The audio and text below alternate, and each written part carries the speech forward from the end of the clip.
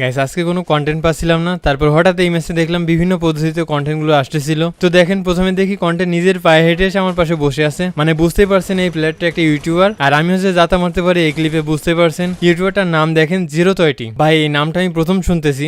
তো এর কিছু সময়ের ভিতর বরাবরের মতো টিমমেট সবাই শেষ, আমি একা বেঁচে আছি। তারপর আমি এখান থেকে ফায়ারটা দিয়ে ভুল করে ফেলি, কারণ সামনে ছিল ইউটিউবার স্কোয়াড।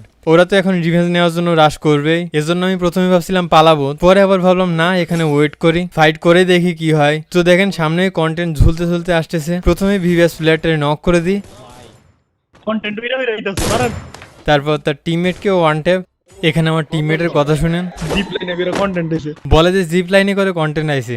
এরপর ভাবলাম টিমমেটদেরকে হয়তো রিভাইভ দিতে পারবো, কিন্তু সামনে দেখি একটা প্লেয়ার, এটাকে ওয়ান ট্যাপ। কিলটা ফিনিশ করতে গিয়েই বুঝলাম এখানে ইউটিউবার স্কোয়াড, আর এখানে আমি পুরো ফেসে গেছি। এখন সমস্যা হলো ওদের একটা টিমমেট ছাদ থেকে ব্যাকআপ দিচ্ছে, এজন্য শান্তিতে ফাইটটাও নিতে পারছি না। তো সামনে একটা নক করলাম, এখন মনে হচ্ছে ওরা হয়তো রাশ করতে পারে, তারপর সত্যি সত্যি একটা প্লেয়ার রাশ করে দেয়, তো ওটাকেও ডাউন। আমার এইচপি একেবারে লো করে দিয়েছে, একটুর জন্য বেঁচে গেছি। তো সামনে ইউটিউবারটা আবার রিভেঞ্জ নেওয়ার জন্য আসছে, তো আবারও নক করলাম, এরপরই ছাদেরটাকেও ওয়ান ট্যাপ, এরই সাথে ইউটিউবার স্কোয়াড ওয়াইপ আউট। তো ভালো থাকবেন সবাই, টাটা।